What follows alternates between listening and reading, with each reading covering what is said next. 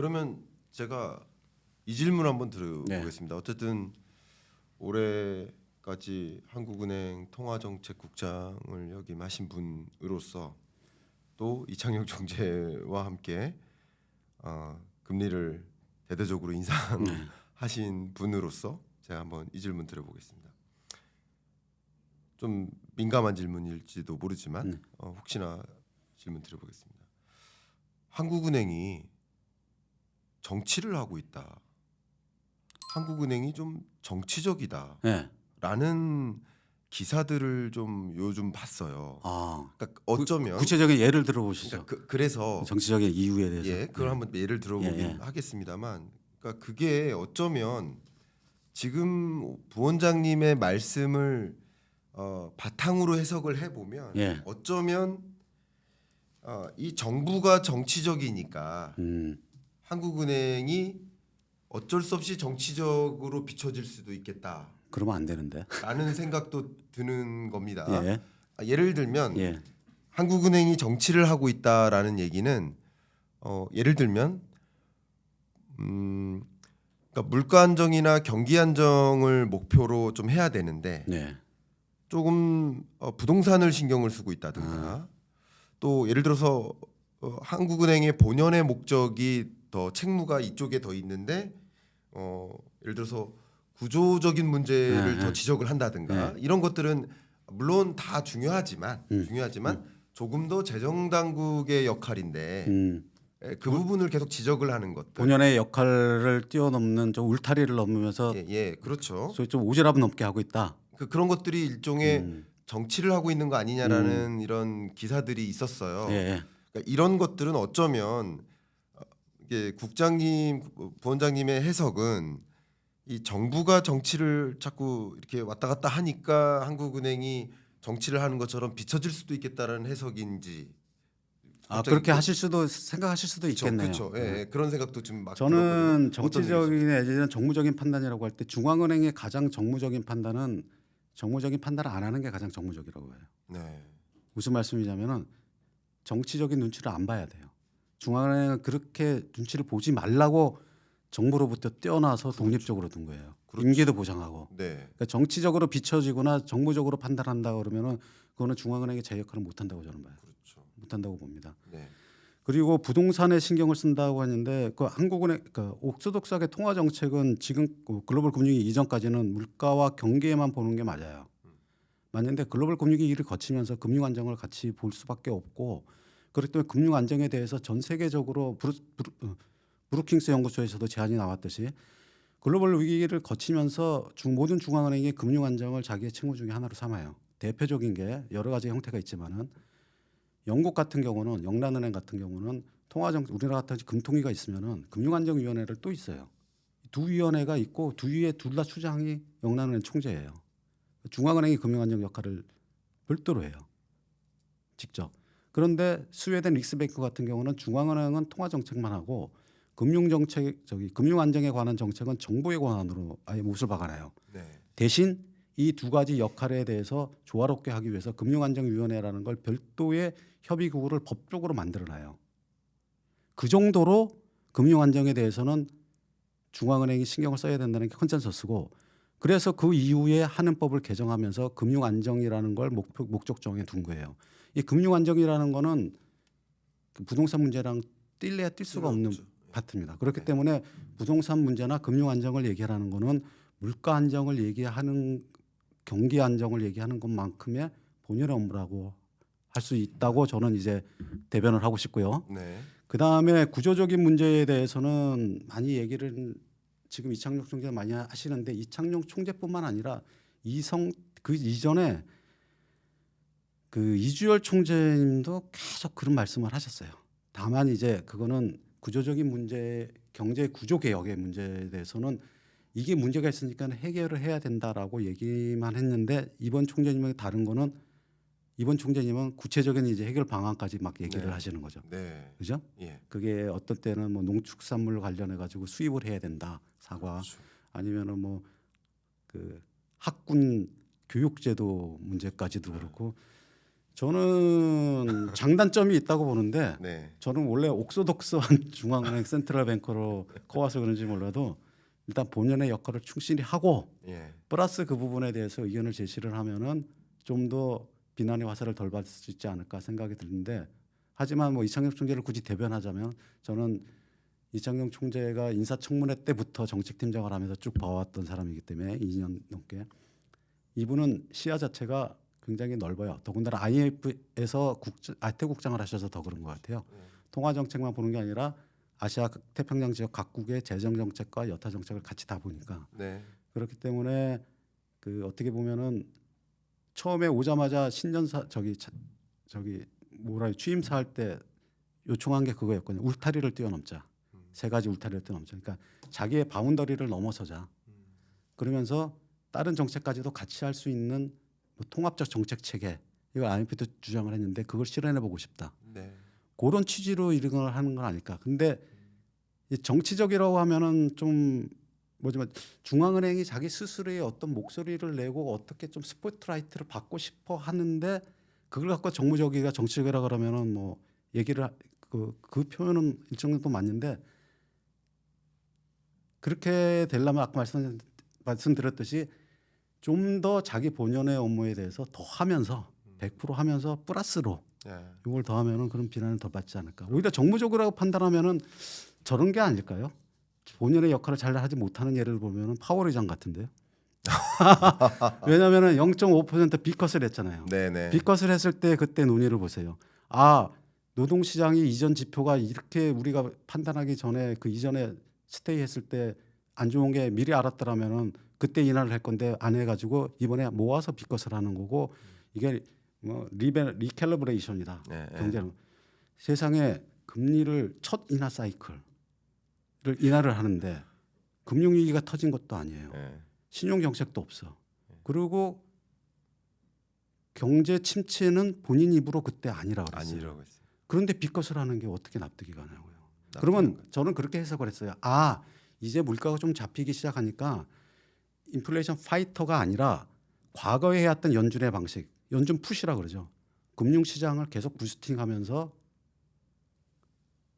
금융시장 참가자들한테 계속 아 이제 이득을 취할 수 있어라고 하는 그런 방향으로 이제 갈 것 같다라고 얘기했는데 엊그제 또 나온 얘기는 금리 인하 속도에 빠르게 안 하고 신중할 수 있다 조절을. 해가지고 신중해야 된다는 얘기를 했어요. 그러면은 그래서 갑자기 다음 금리 인하 그 확률이 확 떨어졌어요 시장에서. 네. 네. 앞뒤가 안 맞는 거예요. 아 B컷을 했는데 B컷을 했던 논리는 언제째고 이제 지표 보면서 경제가 생각보다 튼실해서 이랬다. 이거는 내가 볼 때는 좌충우들이에요.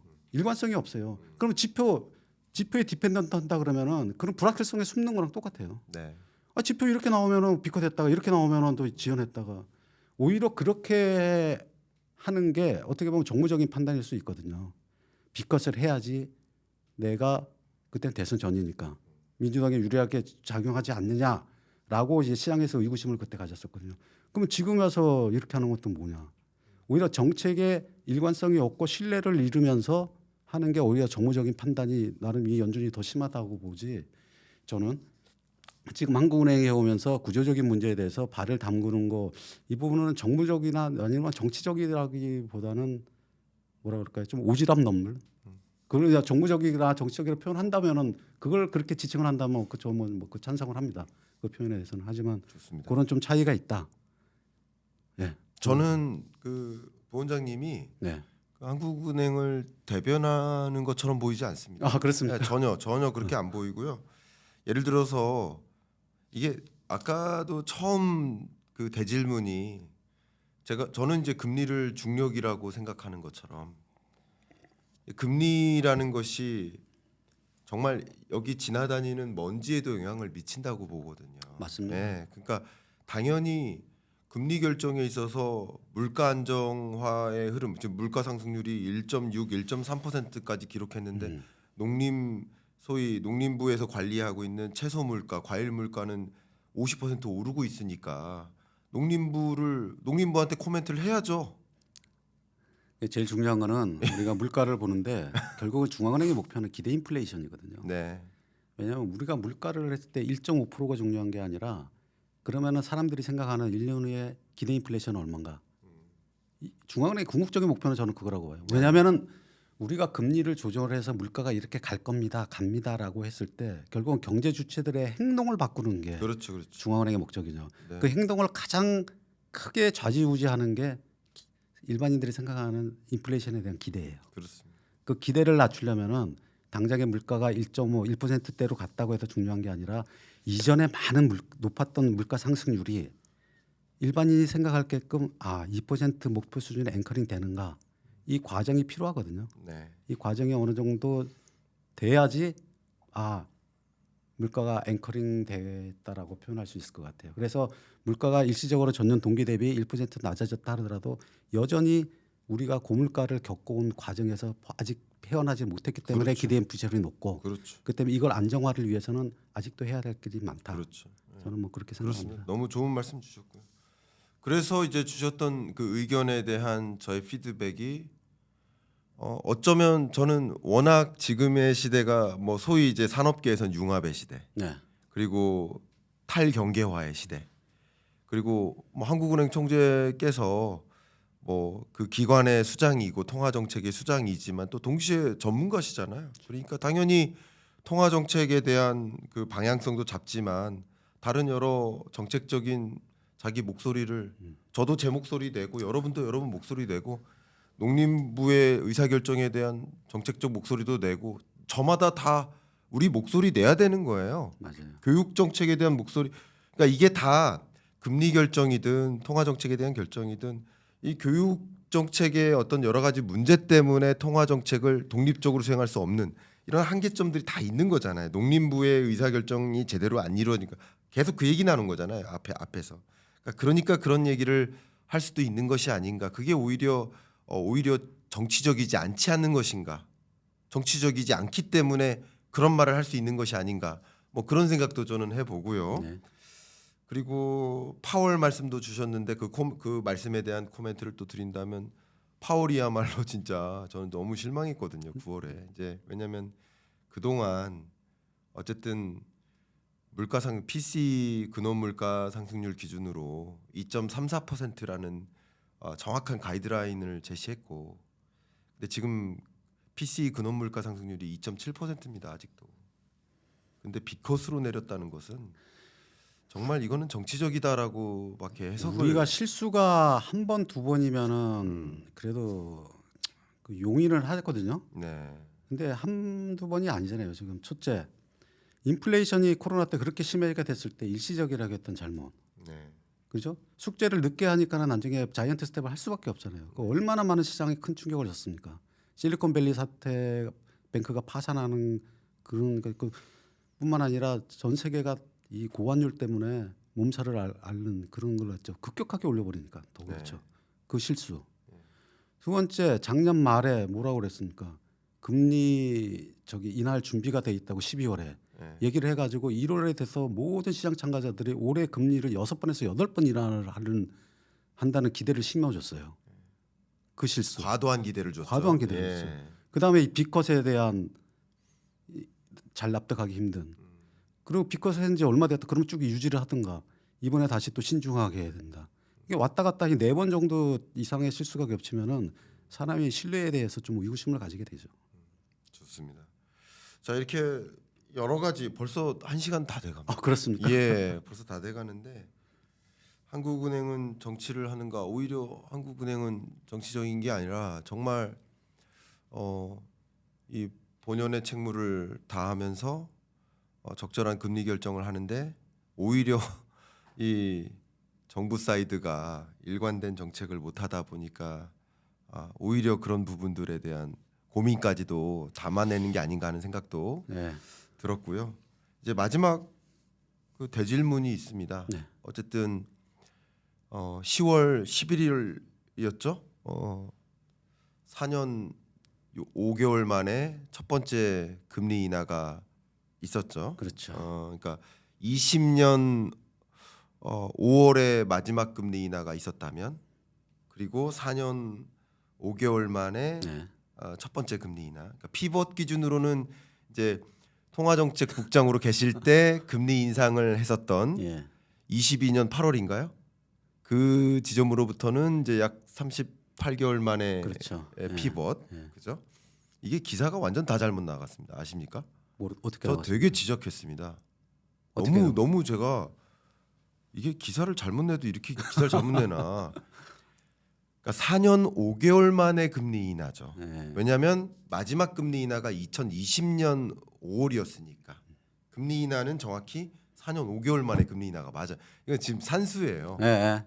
그리고 피벗으로 치면 금리 인상을 시작한 것으로부터 금리 인하니까 그렇죠. 예. 38개월 그거 맞는 만에 말씀이네요. 피벗. 예, 이게 예. 맞는데 아마도 제 생각에는 연합뉴스에서 38개월 만에 피벗이라고 냈는데 예.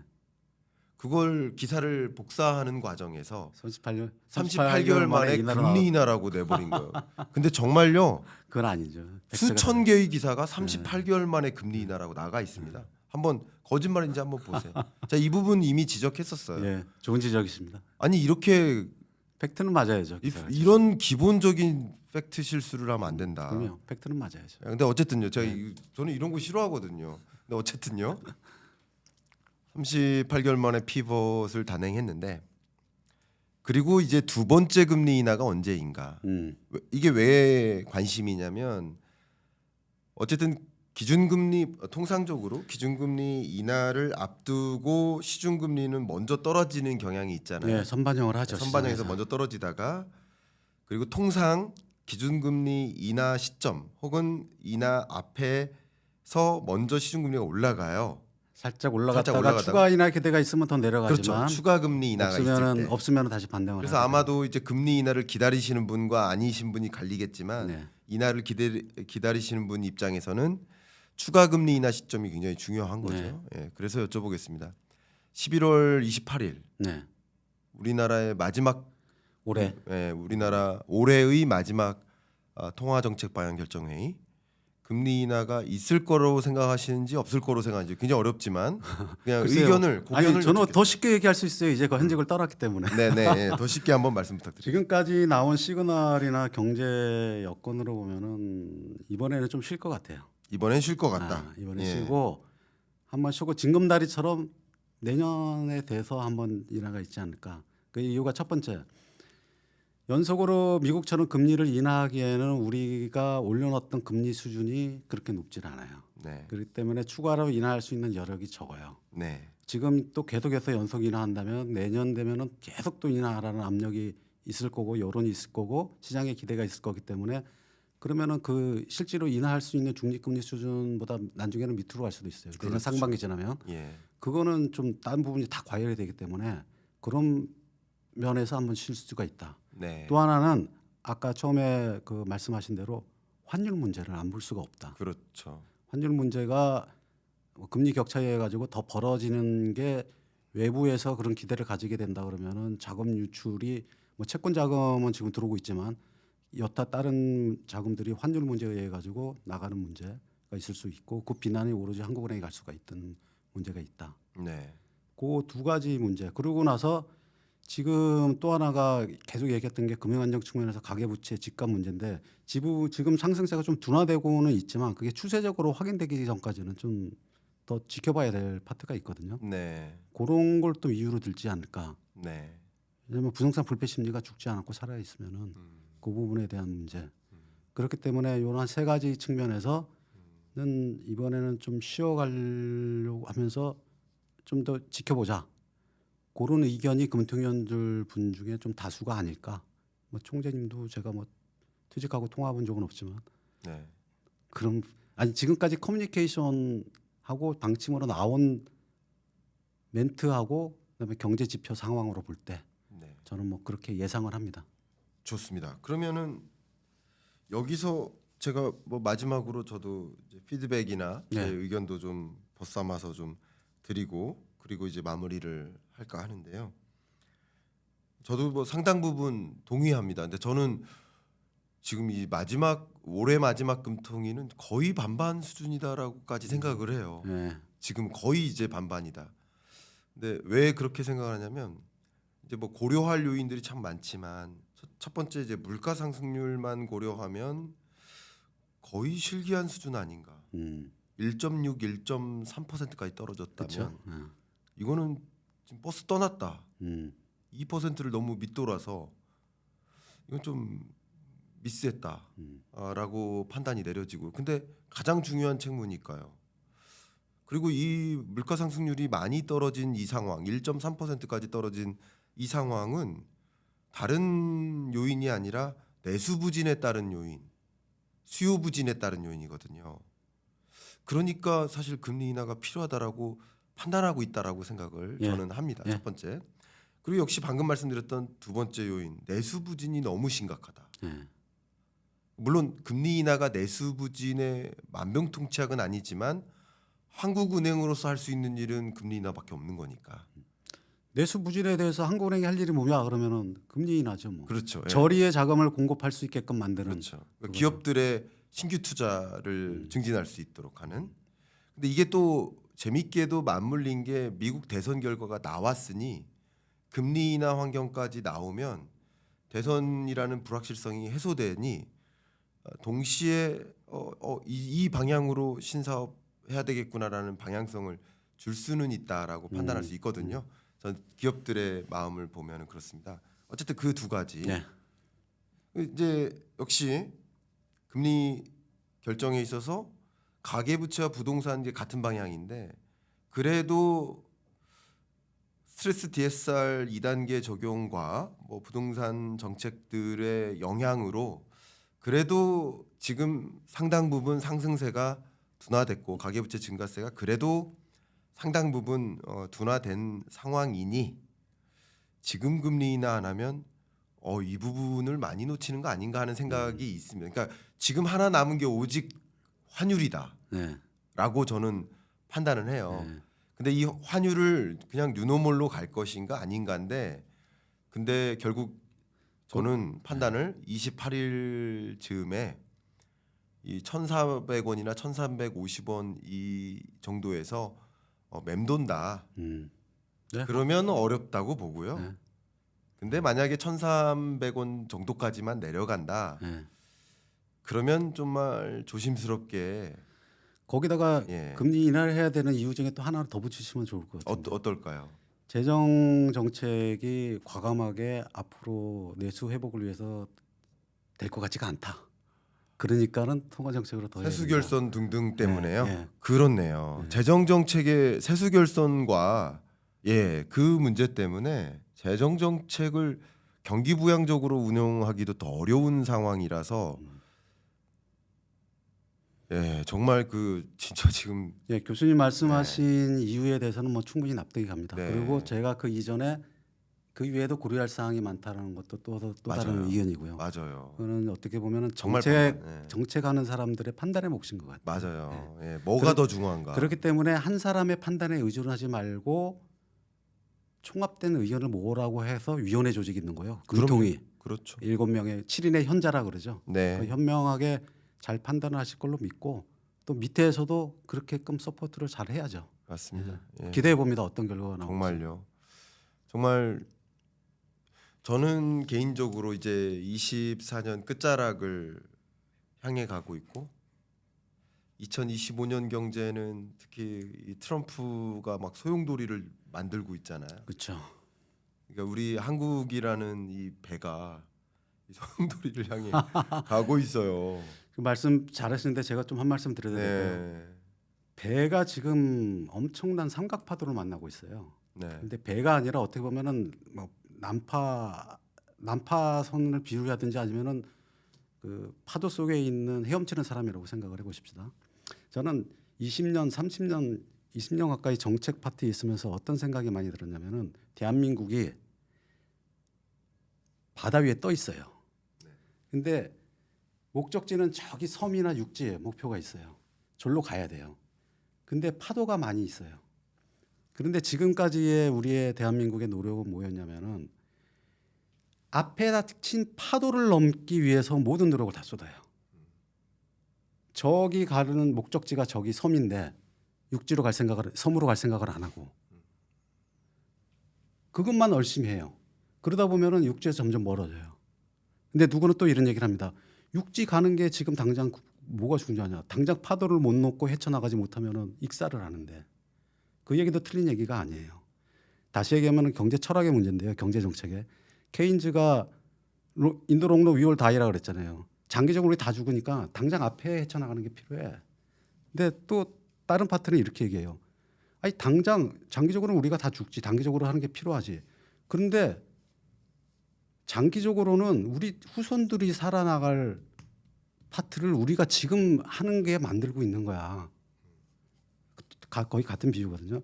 결국 우리가 단기적인 증상에 대한 대응요법으로 단기적으로 헤쳐나왔지만 지금 우리가 처해 있는 이 상황은 뭐냐?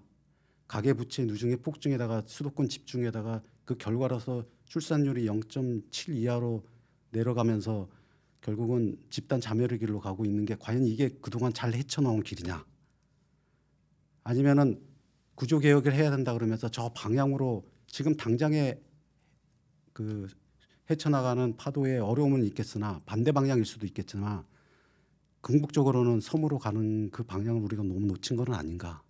그거를 되돌아볼 시점이 이미 지났지만 이 지났다고 해서 무시할 게 아니라 다시 한번 되돌아보고 궁극적으로는 정치 제도까지 의사결정을 할 때 공무원들 정책적으로까지 문제가 없는지 우리 오피니언 리더들이 진짜 되돌아봐야 될 시점이라고 봐요. 단기적인 정책 대응 이 파트에 대해서는 교수님이 말씀하신 것에 대해서 뭐 100% 이해를 하고 하는데 저 추가적으로 말씀드리고 싶은 거는 좀 더 긴 시기에서 오피니언 리더뿐만 아니라 정책하는 사람들이 좀 더 긴 시기에서 방향을 잡아보고 해야 되지 않냐. 왜냐하면은 우리가 지금 겪고 있는 수도권 집중과 저출산 문제가 이미 2000년, 2003년, 2005년 이때 국토균형발전위원회, 저출산위원회라고 해가지고 대통령 직속으로 있었어요. 맞아요. 그게 이미 문제의식이 있었다고요. 근데 그게 지금 20년이 넘도록 문제의식만 있었지 제대로 정책을 못한 거는 왜 그런가. 더구나 대통령 직속으로 있으면서 그런 측면에서 좀 되짚어보고 지금이라도 반성을 해야 되고 또 보정을 하고 다시 피드백을 받아가면서 또 해나가야 되지 않냐. 그런 과정이 너무 부족했다. 네. 뭐 그렇게 생각합니다. 좋은 그 조언, 그 좋은 뭐 경고의 메시지 감사하고 정말 울림 있는 그 말씀이 우리 사회 전반에 같이 공유됐으면 하는 마음, 사실 그런 마음으로 초대를 드렸습니다. 정말 감사하고 진심으로 감사하고 우리 구독자분들께도 참 귀감이 되는 말씀이 됐을 것 같습니다. 끝으로 오늘 경인남과 토론합시다 이 채널에 출연해 주셨는데 소감 말씀 좀 여쭤보겠습니다.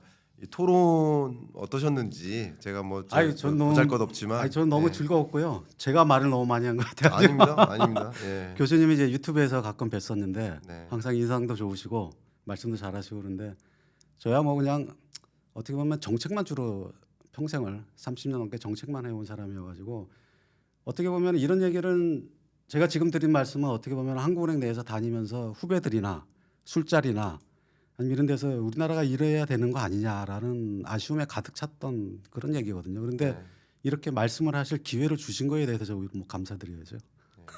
그런 말씀을 정말 이렇게 영상으로 담아내 주시고 또 많은 분들께 공유해 주시는 기회 주셔서 저는 누군가의 한 분의 이야기가 정답이라고 생각하지는 않지만 그 여러 그런 메시지들이 쌓이고 쌓여서 우리 사회가 좀 올바로 가는데 이제 이런 시도가 점점 많아서 말씀하신 대로 쌓이고 쌓여서 좋은 방향으로 이끌어 나갈 수 있는 맞습니다. 그런 기회가 됐으면 좋겠습니다. 그렇습니다. 그렇게 되는데 조금이나마 기여가 됐으면 좋겠다는 마음 담아서 오늘 귀중한 경인남과 토론합시다 마무리하겠습니다. 감사합니다. 감사합니다. 감사합니다.